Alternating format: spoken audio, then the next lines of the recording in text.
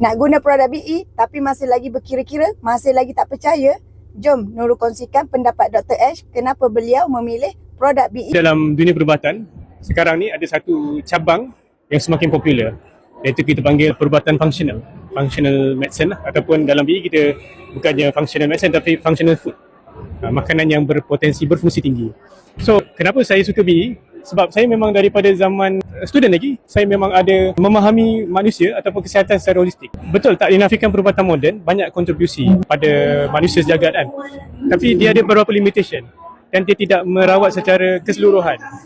Dan bila saya berjumpa BE ni, saya faham dia merawat tu sistematik. Alora, lancarkan darah. Lepas tu, darah dah lancar, kita nak keluarkan toksin daripada badan. Kita nak kurangkan radang yang berlaku dalam badan. Itu bersamaan dengan functional medicine yang saya belajar. Itu bila ada produk BE macam Livcore, dia detox hati, keluarkan toksin. So, radang akan jadi lagi turun. Bila turun, radang dah tak ada, badan start akan repair. Bila dia repair, dia perlukan nutrisi yang betul. Kita ambil apa? Spirulina. So, you akan nampak dia punya progress tu daripada yang tak sihat, daripada macam-macam kan, kita tengok sakit teruk, sakit dah lama, tak baik-baik juga.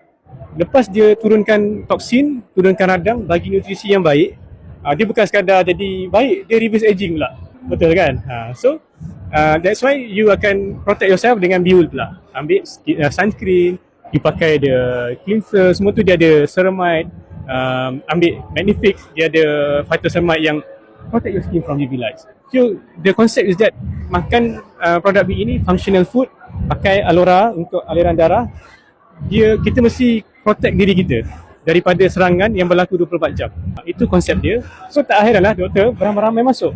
Bermula mungkin mereka tak faham konsep functional medicine tadi, tapi sebab dia dapat kesan baik kan. Dia pakar macam-macam kan, pakar radiologi lah, pakar ortopedik. So kesan tu lebih baik. Mereka happy dan mereka dah jumpa kita orang dan mereka tanyalah, what is functional medicine? Selama ni diorang pun tak terdedah pun dengan ni. Tapi kita sedikit demi sedikit lah kita educate. Dan yang penting, bab kesihatan adalah tugas semua orang untuk dakwah, untuk betulkan apa yang salah. Perubatan leave to medical doctor to do it. Bab ICU management ke, bab pembedahan ke, jangan cerita lebih. Kita nak sihatkan orang. Okay? Macam mana? Dah dengar kan? Jadi yang nak dapatkan produk BE, dapatkan yang original tau. Boleh dapatkan dengan Nurul dan rasakan sendiri kebaikan dan manfaat produk by BE.